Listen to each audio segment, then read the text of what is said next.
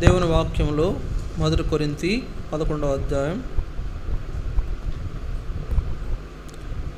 1 కొరింథీ 11వ అధ్యాయం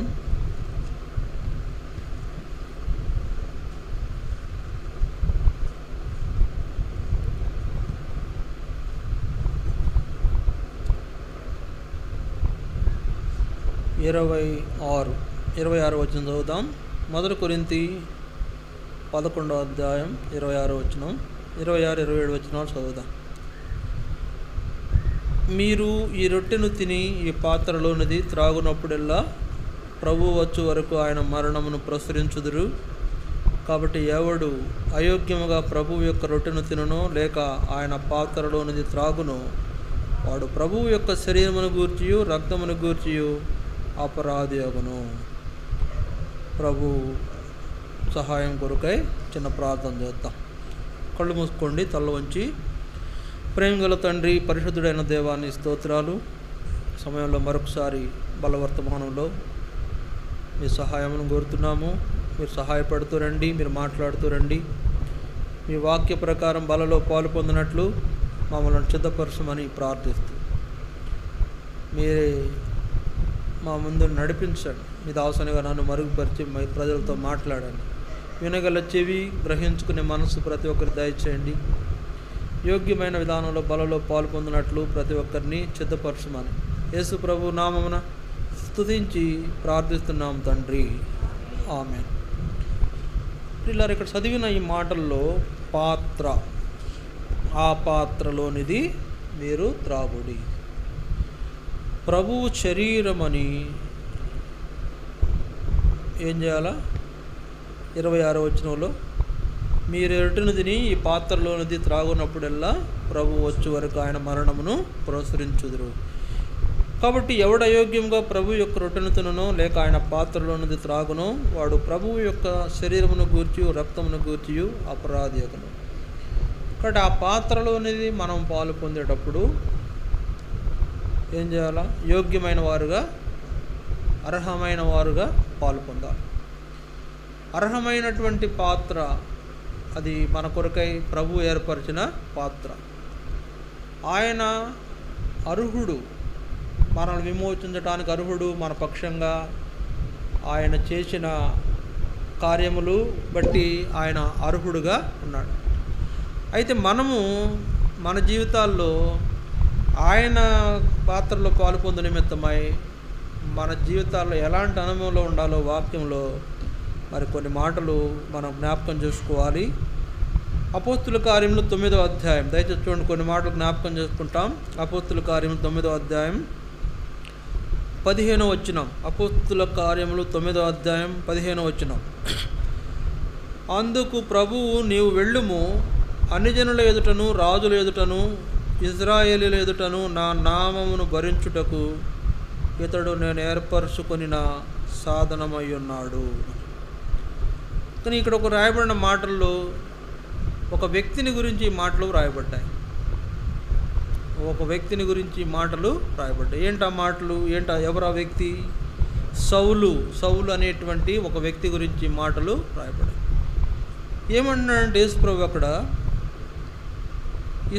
అన్యజనుల ఎదుటను రాజుల ఎదుటను ఇశ్రాయేలీయుల ఎదుటను నా నామం భరించుటకు ఇతడు నేను ఏర్పరచుకునిన సాధనమై ఉన్నాడు.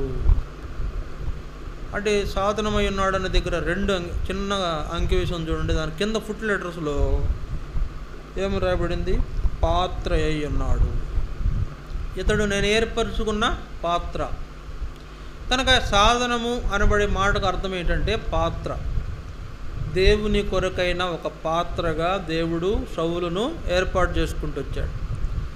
సరే, ఎందుకు ఏర్పాటు చేసుకున్నాడు అంటే, నా నామం భరించుటకు అన్ని జనులలో రాజులు ఎదుట ఇజ్రాయేలు ఎదుట నా నామం భరించుటకు ఇతను నేను ఏర్పరచుకున్న సాధనము. ఎందుకు ఏర్పరచుకున్నాడు? యెషయా గ్రంథం 49వ అధ్యాయము 6వ వచనం చూడాలి. యెషయా గ్రంథం 49వ అధ్యాయము 6వ వచనాన్ని మనము చూడవలసింది. 49:6. నీవు యాకోబు గోత్రపు వారిని ఉద్ధరించినట్లు ఇశ్రాయేలులో తప్పింపబడిన వారిని రప్పించినట్లు నా సేవకుడవై ఉండుట ఎంతో స్వల్ప విషయము. బూదిగంతముల వరకు నేను కలుగజేయు రక్షణకు సాధనమగుటకై అన్ని జనులకు వెలుగైనట్లు నిన్ను నియమించి ఉన్నాను. ఇక్కడ ఎందుకు ఆయన్ని దేవుడు సాధనంగా ఏర్పాటు చేసుకున్నాడంటే రక్షణకు సాధనంగా ఏర్పాటు చేసుకున్నాడు. ఈ సౌలు అనేటువంటి వ్యక్తిని దేవుడు ఎందుకు ఏర్పాటు చేసుకున్నాడు అంటే రక్షణ కొరకైన సాధనం. ఎవరి రక్షణ? ఇశ్రాయేలీల రక్షణ. ఎవరి రక్షణ? అన్యజనుల కొరకైన రక్షణ. ఈ లోకములో ఉన్న మానవాళి రక్షణ కొరకై దేవుడు ఏర్పరచుకున్న సాధనంగా ఈ యొక్క సౌలు ఉన్నాడు.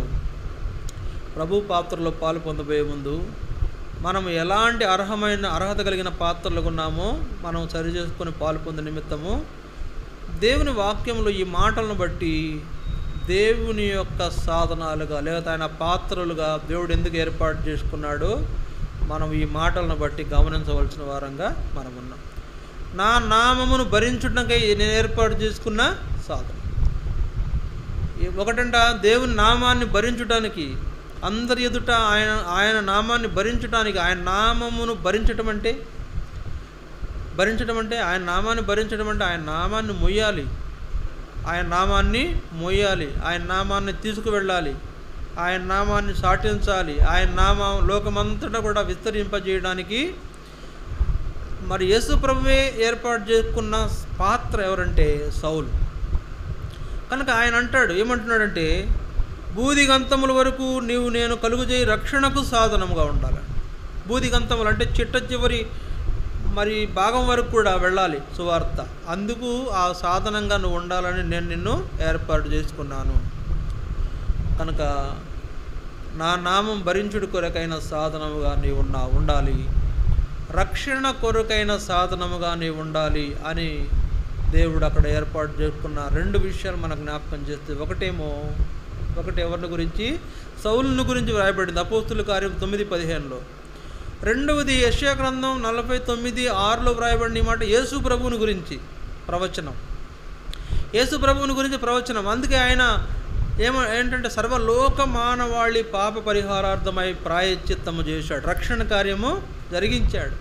అనేకులు రక్షించబడడానికి యేసు ప్రభు నీ దేవుడు ఒక సాధనంగా వాడుకున్నాడు, ఒక పాత్రగా వాడుకున్నాడు. కాబట్టి ఇక్కడ ఈ రెండు జీవితాల్లో మనం చూసినప్పుడు వీరిద్దరి మరి పని ఒకటే, దాదాపుగా ఒకటే.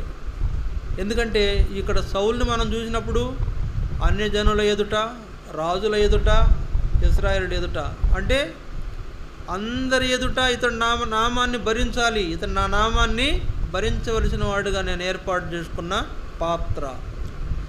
కాబట్టి చూడండి ప్రియులారా, సౌలును తన పాత్రగా దేవుడు ఏర్పాటు చేసుకుని తన జీవితాన్ని మార్చివేశాడు, పౌలుగా మార్చాడు. అట్లాగే యేసు ప్రభువును కూడా అన్యజనులకు రక్షణార్థమై సాధనంగా దేవుడి లోకంలో యేసు ప్రభువుని ప్రయోగించాడు. ఆ సాధనంగా ఆయన వాడుకుంటూ వచ్చినాడు. అంటే యేసు ప్రభు ద్వారా గొప్పదైన రక్షణ కార్యం జరిగించబడాలనేది దేవుని యొక్క ఆలోచన. ఇంతవరకు బాగానే ఉంది. యేసు ప్రభువును ఒక సాధనంగా దేవుడు వాడుకున్నాడు కూడా. సౌలును కూడా తన సాధనంగా పాత్రగా వాడుకున్నాడు కూడా. ఇప్పుడు మన సంగతి ఏంటి అని ఆలోచిస్తే మనం ఏ పాత్రలుగా వాడబడటానికి మనము సిద్ధంగా ఉన్నాం, అంటే ఏ పాత్రలుగా ఉన్నాం, వాడబడటానికి అర్హమైన పాత్రలుగా ఉన్నామా, అనర్హమైన పాత్రలుగా ఉన్నామా అనేది ఆలోచన చేయాలి.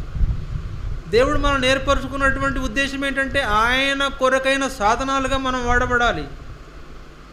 కానీ మన జీవితంలో ఆయన కొరకైన సాధనాలుగా వాడబడటం కంటే కూడా మన జీవితం దేనికి వాడబడుతుందంట? దుర్నీతికి సాధనంగా వాడబడేదిగా ఉంటుంది. మన అవయవాలు, మన యొక్క మరి శక్తి, మన బలము, మన ఆధిక్యతలు ఇవన్నీ కూడా దేవునికి వాడబడాల్సినటువంటివి అయితే మనం ఏం చేస్తున్నామంటే దుర్నీతికి సాధనాలుగా వాటిని మార్చివేసే పరిస్థితి ఉండింది. చూడండి వాక్యంలో ఒక చోట ఒక మాట రాయబడింది. 2 తిమోతి 2వ అధ్యాయము 20వ వచనం. దయచేసి చూడండి. 2 తిమోతి 2వ అధ్యాయం 20వ వచనం. 2 తిమోతి 2వ అధ్యాయం 20వ వచనంలో ఒక మాట మనం చదవాలి. గొప్ప ఇంటిలో వెండి పాత్రలను బంగారు పాత్రలను మాత్రమే కాక కర్రవియు మట్టివియు కూడా ఉండును. వాటిలో కొన్ని ఘనతకును కొన్ని ఘనహీనతకును వినియోగింపబడును. ఎవడైనను వీడిలో చేరక తను తాను పవిత్రపరుచుకున్న ఎడల వాడు పరిశుద్ధపరచబడి యజమానుడు వాడుకొనుటకు అర్హమై ప్రతి సత్కార్యమునకు సిద్ధపరచబడి ఘనత నిమిత్తమైన పాత్రగా ఉండును. గొప్ప ఇంటిలో కొన్ని పాత్రలు ఉన్నాయంట. గొప్ప ఇంటిలో కొన్ని పాత్రలు. గొప్ప ఇల్లు అంటే ఏంటి? గొప్ప ఇంటిలో అంటే దేవుని మందిరమే గొప్ప ఇల్లు. ఈ లోకంలో గొప్ప ఇల్లు ఏదైనా ఉందంటే అది దేవుని ఇల్లే.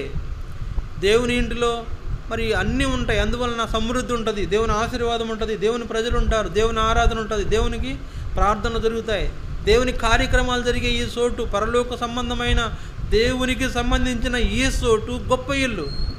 కనుక ఈ గొప్ప ఇంటిలో కొన్ని పాత్రలు ఉంటాయంట. ఏంటి ఆ పాత్రలు? వెండి పాత్రలు, బంగారు పాత్రలు మాత్రమే కాక కర్రవియు మంటివియు కూడా ఉండును. ఏమంటాయంట? వెండి పాత్రలు ఉంటాయి, బంగారు పాత్రలు ఉంటాయి, కర్ర పాత్రలు ఉంటాయి, మట్టి పాత్రలు కూడా ఉంటాయి. కనుక 4 రకాలైన పాత్రలు ఉన్నాయి ఇక్కడ. నువ్వు ఏ పాత్రగా ఉన్నావు? గొప్ప ఇంటిలో ఈ 4 రకాలైన పాత్రల్లో ఏ పాత్ర నీ జీవితం? ఏ పాత్రను పోషిస్తున్నావు?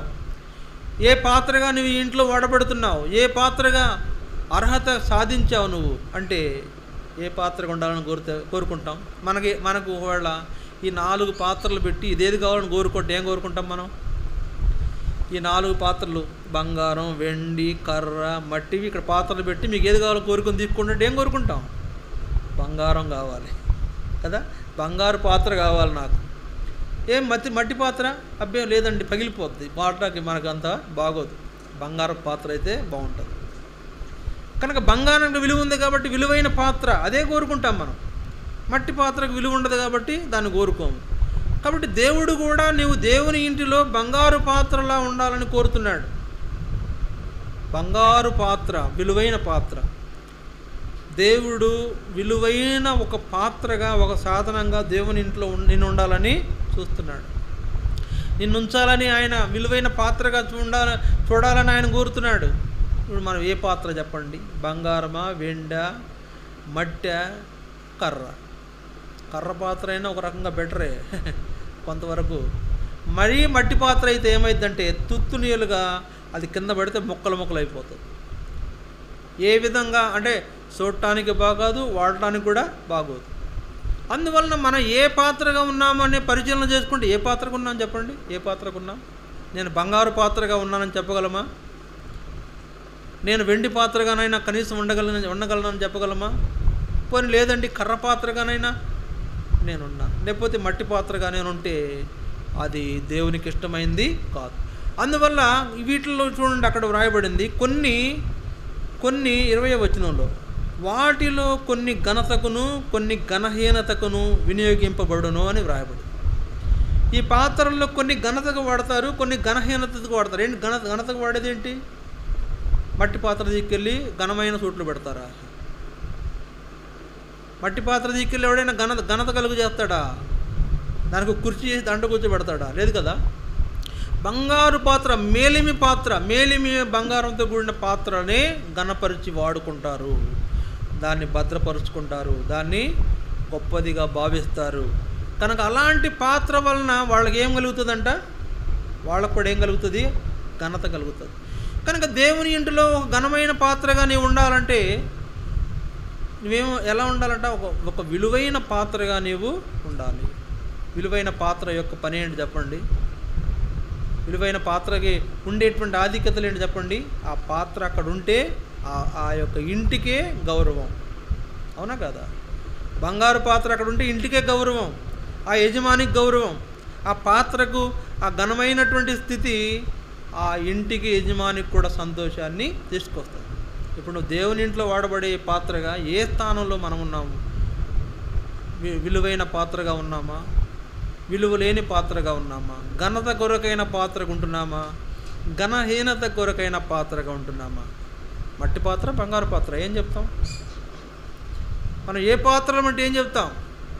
అవి లేదండి నేను బంగారు పాత్రలాగా ఉండలేను, నేను మట్టి పాత్రగానే ఉంటానంటే అది అనర్హమైన పాత్ర. అది ఘనహీనతకు ఉపయోగించే పాత్ర, ఎందుకు పనికిరాని పాత్ర. కుమ్మరికంట కుమ్మరికి కుండలు తయారు చేసే కుమ్మరికి ఏ పాత్ర ఎట్లా తయారు చేసుకోవాలో ఆయన తయారు చేసుకుంటాడంట. దేనికి వాడుకోవాలో ఆ పాత్ర దేనికి వాడుకోవడానికి తగినట్లుగా ఆ పాత్రని తయారు చేస్తాడంట. వాక్యంలో రాయబడింది చూడండి, రోమా 9వ అధ్యాయం 21 వచనం చూడండి. రోమా 9:21. ఒక ముద్దలో నుండి ఒక ఘటము ఘనతకును ఒకటి ఘనహీనతకును చేయుటకు మంటి మీద కుమ్మరి వానికి అధికారము లేదా. ఇక్కడ ఒక ముద్దలో నుండి ఒకటి ఘనతకు ఒకటి ఘనహీనతకు చేయబడేదిగా ఉంటుందంట. ఒక ముద్దలో నుంచి వచ్చిన వాళ్ళమే మనందరం. సరే, ఇక్కడ తలంపు ఏంటంటే దేవుడు మనల్ని ఒక విలువైన పాత్రగా చేయాలని, తన ఇంట్లో విలువైన పాత్రగా మనల్ని వాడుకోవాలని చూస్తున్నాడు. అందువలన ఆ విలువైన పాత్రగా మనము ఉండుట కొరకు, మరి ఉండాలనే దాని కొరకు దేవుడు ఆశపడుతున్నాడు.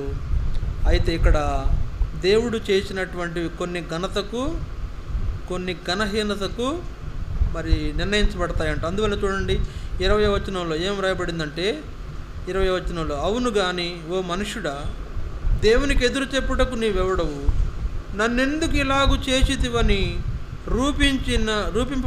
రూపించిన వానితో చెప్పుకున్నా. అంటే చూడండి, ఇక్కడ దేవుడు మనల్ని ఎలా ఉండాలని నిర్ణయించినాడో అలా ఉండడానికి మనము ప్రయత్నము చేయాలి. ఎలా ఉండాలని నిర్ణయించినాడు? విలువైన పాత్రగా ఉండాలని నిర్ణయించినాడు.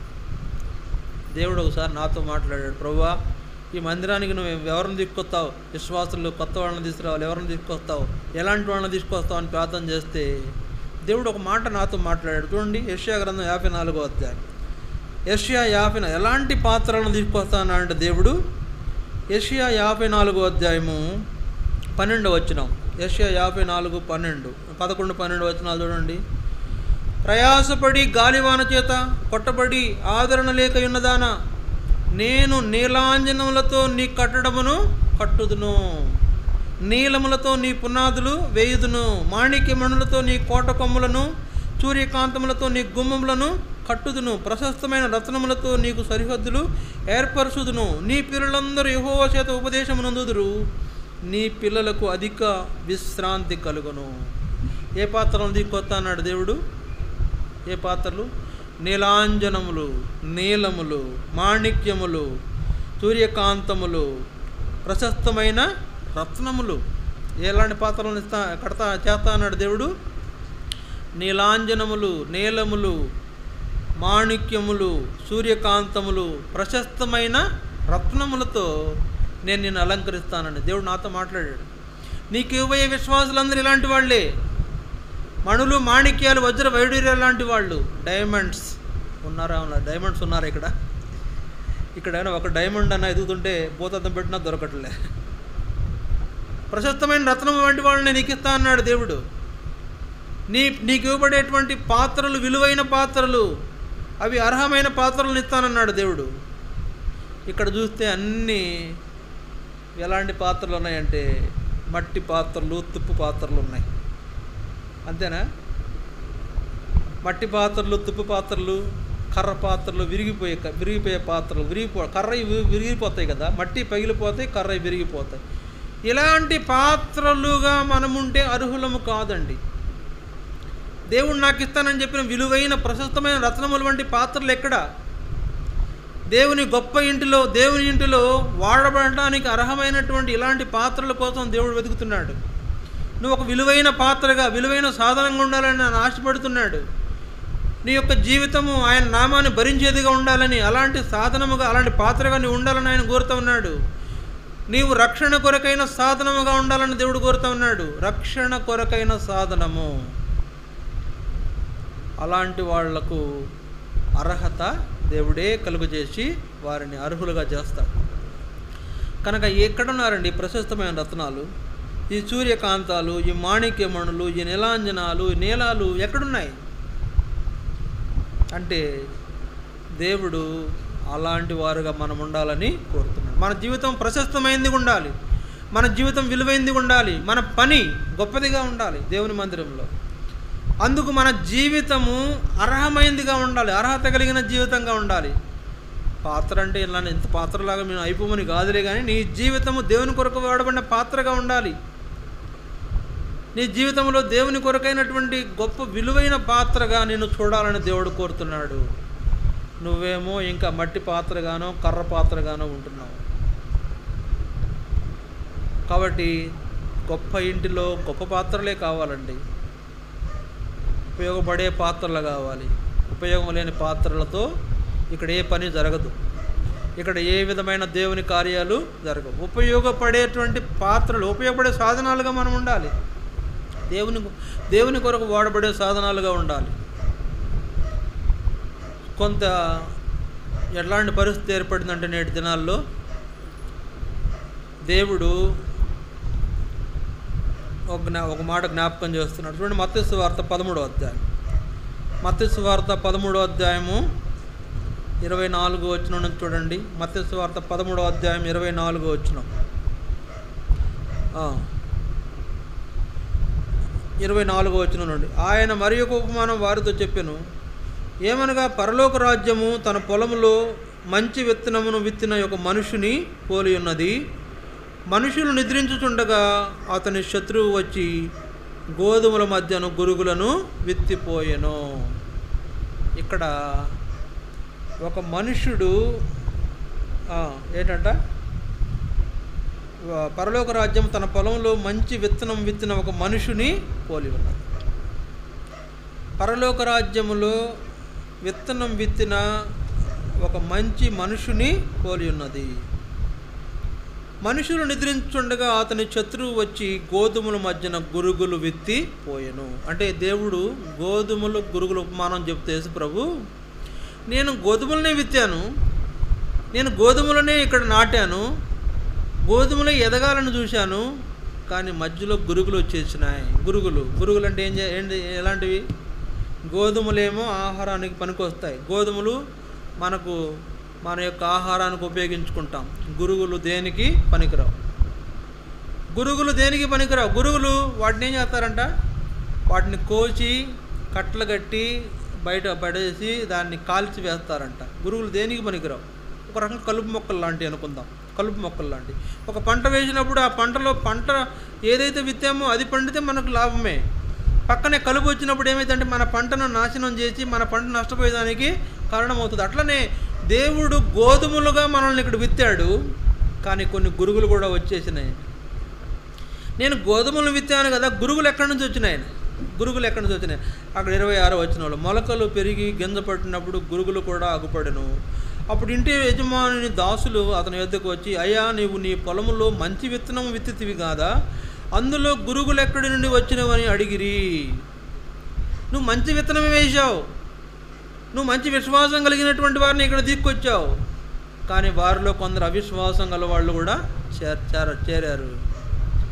నువ్వు మంచి ప్రయోజనకరమైనటువంటి పాత్రలను ఇక్కడ పెట్టావు, కానీ వాటిలో కొన్ని నిరుపయోగమైన పాత్రలు కూడా, ఉపయోగకరంగా లేని పాత్రలు కూడా ఉండి ఉన్నాయి, కనబడుతున్నాయి. ఏంటి కారణం అంటే ఇది శత్రువు పని. అక్కడ అన్నాడు కింద 27వ వచనంలో, 28వ వచనంలో, ఇది శత్రువు చేసిన పని. సాతానుడు మంచి గోధుమలలో కొన్ని గురుగులు కూడా నాటి పంటను పాడు చేయడానికి ప్రయత్నించిన ఆ పరిస్థితిని అక్కడ యేసు ప్రభు జ్ఞాపకం చేస్తున్నాడు. కాబట్టి ప్రియులారా, ఇక్కడ మనము జ్ఞాపకం చేసుకోవాల్సింది ఏంటంటే, మనల్ని ఒక మంచి గోధుమగా ఆయన మందిరంలో మనల్ని ఆయన నాటాడు అంటే వాటి మధ్యన కొన్ని గురుగులు కూడా కనబడుతున్నాయి. ఈ గురుగులు ఎవరు విత్తారయ్యా, ఎవరు ఇక్కడ వేశారయ్యా అంటే సాతానుని యొక్క పని. సాతానుడు ఈ మంచి గోధుమల మధ్యన కొన్ని గురుగులు కూడా ఉంచాడు. ఈ మంచి పాత్రల మధ్యన, విలువైన గొప్ప పాత్రల మధ్యన కొన్ని విలువ లేని పాత్రలు కూడా ఏర్పడిన కారణం అదే. సాతానుడు అది చేసిన మోసం సాతానుని యొక్క పన్నాగాల్లో ఒక భాగం. కనుక నీవు ఒక మంచి విశ్వాసిగా ఉండాలని కోరుతున్నాడు దేవుడు. నువ్వు ఒక మంచి భక్తుడి వలె ఉండాలని కోరుతున్నాడు. మంచి ప్రార్థనాపరుడుగా ఉండాలని కోరుతున్నాడు. నీవు ఒక మంచి నమ్మకమైన వ్యక్తిగా ఉండాలని కోరుతున్నాడు. అట్లాంటి దాంట్లో అలా ఉండాల్సినటువంటి వారిలో ఆ విశ్వాసం లేనప్పుడు, ఆ భక్తి లేనప్పుడు, ఆ యొక్క నమ్మకత్వం లేనప్పుడు అది గురుగుగా లేకపోతే అర్హత లేని పాత్రగా చేయబడిన పరిస్థితి. ఎవరైతే ఈ దినాల్లో దేవుని యందు భయభక్తులు లేని వారు ఉన్నారు, నమ్మకత్వం లేని వారు ఉన్నారు, దేవునికి విధేయత చూపించట్లేదు, ఆయనను విశ్వాసంతో వెంబడించలేకపోతున్నారు, అటువంటి వాళ్ళందరూ ఈ గురుగులకు లేకపోతే అనర్హమైన పాత్రలకు సూచనగా ఉన్నారు. మనం ఇప్పుడు చెప్పండి, అర్హమైన పాత్రలమా అనర్హమైన పాత్రలమా అంటే ఏం చెప్తాం? అర్హమైన పాత్రలమా అనర్హమైన పాత్రలమా? అర్హత కలిగిన పాత్రలు కొన్ని ఉంటాయంట. అక్కడ చూసాం కదా, చూడండి, అక్కడ మళ్ళీ వెళ్దాం. 2 తిమోతి 2వ అధ్యాయం 21వ వచనంలో ఆ మాట మనం చదువుదాం. 2 తిమోతి 2వ అధ్యాయం 21వ వచనంలో, ఎవడైనను వీటిలో చేరక తను తాను పవిత్రపరుచుకునే ఎడల వాడు పరిశుద్ధపరచబడి యజమానుడు వాడుకొనుటకు అర్హమై ప్రతి సత్కార్యమునకు సిద్ధపరచబడి ఘనత విషయమైన పాత్రగా ఉండును. ఇక్కడ ఘనత విషయమైన పాత్రగా, అర్హమైన పాత్రగా ఉండాలంటే ఏం చేయాలంట? ఏం చేయాలా? తను వీటిలో చేరకూడదు, పాపంలో చేరకూడదు, సాతాను సమాజంలో చేరకూడదు, సాతాను మోసాల్లో చేరకూడదు. గోధుమగాను ఉండాలి కానీ గురువుగా నువ్వు ఉండకూడదు. అర్హత కలిగిన పాత్రగా ఉండాలి కానీ అర్హత లేని పాత్రగా ఉండకూడదు. అంటే వీటిలో చేరక ఏం చేయాలంట? అక్కడ ఏమంటున్నాడు? వీటిలో చేరక తను తాను పవిత్రపరుచుకునే ఎడల వాడు పరిశుద్ధపరచబడి యజమానుడు వాడుకున్నటకు అర్హమైన పాత్రగా ఉంటాడు. వీటిలో చేరని వాడెవడు? వాడే అర్హమైన పాత్ర. వీటిలో చేరినవాడు లోకపరమైన ఇచ్చలు, దురాశలు, దేవుని విడిచిపెట్టి విశ్వాసం లేని జీవితం జీవించేటువంటి పరిస్థితులు, ఇవన్నీ కూడా మనల్ని అనర్హులుగా చేస్తున్నాయి. దేవుని నమ్మకపోవటం అనర్హమే, విశ్వాసం లేకపోవడం అనర్హమే, దేవుని యొక్క ఏర్పాటును జరిగించలేని నమ్మకత్వం లేకపోవడం కూడా అనర్హమైన వారి కిందే లెక్క. కనుక దేవుడిచ్చినటువంటి అర్హత ఏంటంటే వాటిలో చేరక, అంటే లోకపరమైనటువంటి విషయాల్లో మనము చేరక, దేవుని సంబంధమైన విషయాల్లో మనం ఎప్పుడైతే కొనసాగుతామో వాళ్ళే అర్హమైన పాత్ర, విలువైన పాత్ర, బంగారు పాత్ర లాంటి వాళ్ళు. ఇప్పుడు బంగారు పాత్ర, మట్టి పాత్ర అంటే ఏం చెప్తాం? మాకు తెలియదండి అంటారా? మేము ఏ పాత్ర మాకు అర్థం కాలేదంటే ఇంకా అంతకంటే దారుణమైన పాత్ర ఇంకొకటి లేదు. అర్థమైనా ఒక బెటరు, అర్థం కాకపోయినా బెటరు. అర్థం అయ్యి అవనట్టుంటే అది ఇంకా దారుణం. అర్థం చేసుకుని మరి మంచి పాత్రగా మారితే మంచిదే, కానీ అర్థం కానట్టుంటే మంచిదే. అర్థం అవ్వకపోయినా, అర్థం చేసుకోకపోయినా అర్థం అయిపోయినట్టు ప్రవర్తించే పాత్రలతోనే ఇక్కడ ప్రమాదం.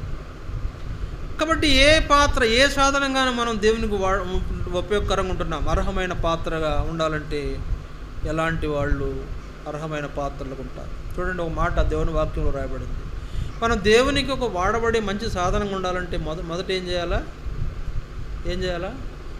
దుష్టత్వం నుంచి బయటపడాలి. 1 కొరింథీ 15 చూడండి దయచేసి. 1 కొరింథీ 15వ అధ్యాయం 33వ వచనం. 1 కొరింథీ 15వ అధ్యాయం 33వ వచనం చూడండి దయచేసి. 33 1 కొరింథీ 15:33.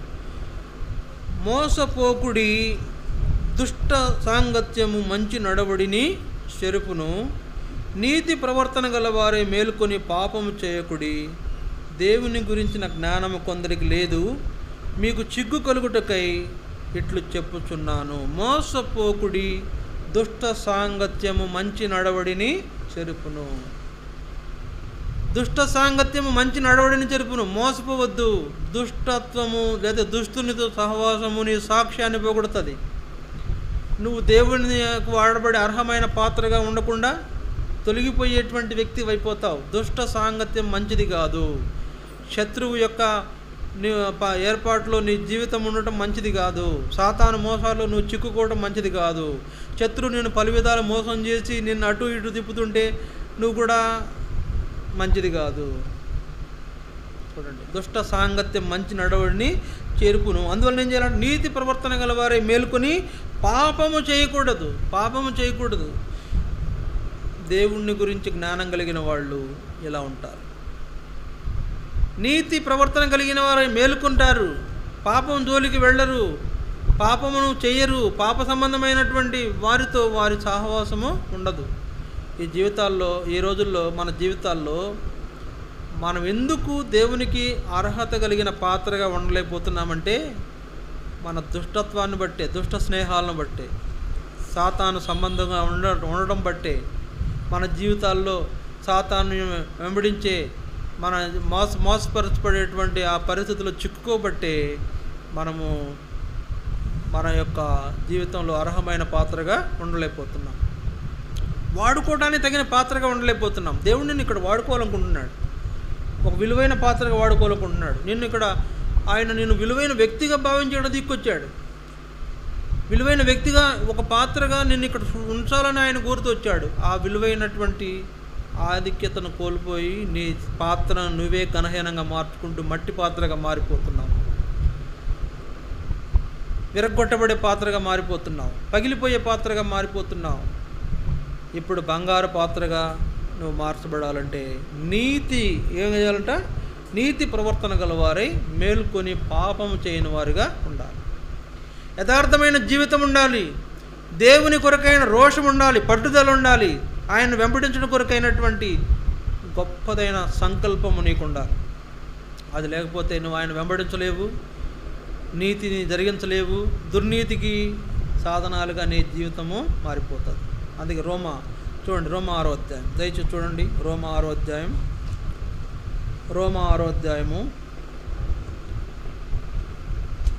13వ వచనం. రోమా 6వ అధ్యాయం 13వ వచనం, 12-13 వచనాలు చూడండి. కాబట్టి శరీర దురాశలకు లోబడినట్లుగా సావునకు లోనైన మీ శరీరమందు పాపమును ఏలనీయకుడి. పాపముని నిలబడి చేస్తుందంట. నువ్వు కనుక పనికిరాని పాత్రగా నువ్వు ఉన్నావంటే కారణం ఏంటంటే పాపముని నిలబడి చేస్తుంది, నిన్ను ఏలుతుంది. పాపం ఏలుతుంది. పాపం ఏలటం అంటే ఏంటి? ఏలటం అంటే ఏంటండి? ఇప్పుడు మనల్ని ముఖ్యమంత్రి గారు ఏలుతున్నారంటే ఏంటి? పరిపాలన చేస్తున్నాడు. ఏలటం అంటే ఏంటి? పరిపాలన చేస్తున్నాడు. మరి పరిపాలన చేయటం అంటే, పాపం మన మీద పరిపాలన చేయటం అంటే ఆలోచించండి ఒకసారి. పాపం మన మీద పరిపాలన చేయటం ఏంటి? మన మీద ఎవరు పరిపాలకులకు ఉండాలా? దేవుడు కదా పరిపాలకుడికి ఉండాలా? మనల్ని దేవుడు పరిపాలించాలి, మన పైన దేవుడు అధికారం కనపరచబడాలి, దేవుని అధికారం కింద మనం ఉండాలి, అప్పుడే ఆయన అర్హమైన పాత్రలకు ఉంటాము. కానీ ఇక్కడ ఏం జరుగుతుందంటే పాపం మనల్ని నిలబడి చేస్తుందంట. పాపం మనల్ని నిలబడి చేస్తుంది, మన పైన అధికారం చేస్తుంది. పాపం ఏంటి? పాపం అబద్ధం అనేది ఒక పాపమే కదా. అబద్ధం అనేటువంటి పాపం నిన్ను ఏం చేస్తుంది? పరిపాలన చేస్తుంది. అబద్ధం ఆడు, అబద్ధాలు మాట్లాడు, అబద్ధికుడుగా ఉండు, అబద్ధికంగా ప్రవర్తించు అని నిన్ను పరిపాలన చేసేది ఏంటంటే పాపం. కనుక పాపం నిన్ను పరిపాలిస్తుంటే ఇంక నువ్వు దేవుని ఏర్పాటులో అర్హమైన పాత్రగా ఎక్కడ ఉండగలుగుతావు?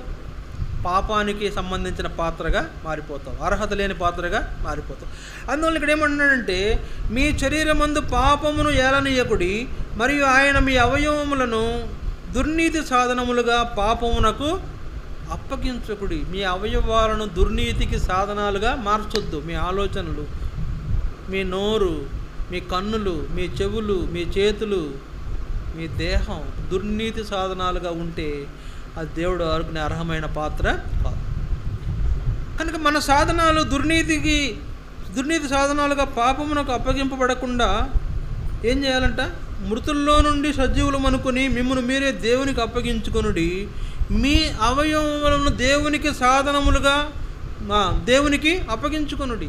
మీ అవయవములను నీతి సాధనములుగా దేవునికి అప్పగించుకోవాలి. మన అవయవాలను నీతి సాధనాలుగా దేవునికి అప్పగించుకోవాలి. ఆయన వాడుకునే అర్హమైనటువంటి సాధనాలుగా మన ప్రతి అవయవం ఉండాలి. మన పాత్ర ఆయన వాడుకునేదిగా ఉండాలి. వాడుకోవడానికి అర్హమైన పాత్రగా ఉండాలంటే మన జీవితంలో మన యొక్క అవయవాలను దేవునికి నీతి సాధనాలుగా మనము మార్చాలి. దుర్నీతి చేసే పరిస్థితిలో ఉంటే మనం అర్హత కోల్పోతాం. పాపం చేసే పరిస్థితులు ఉంటే అర్హత కోల్పోతాం. అర్హత లేదు, అర్హత ఉండని పాత్రలమైపోతాం. మనం మంటి పాత్రలమైపోతాం, పగిలిపోయే నిర్జీవమైన పాత్రలమైపోతాం. కనుక ఏం చేయాలంట? దుర్నీతికి సాధనాలుగా మీ అవయవాలను అప్పగించొద్దు, దేవునికి నీతి సాధనాలుగా దేవునికి మీ అవయవాలను అప్పగించినప్పుడే మీరు అర్హమైన పాత్రలుగా చేయబడతారు. కనుక ప్రియులారా, ఏ పాత్రగా ఉన్నామండి?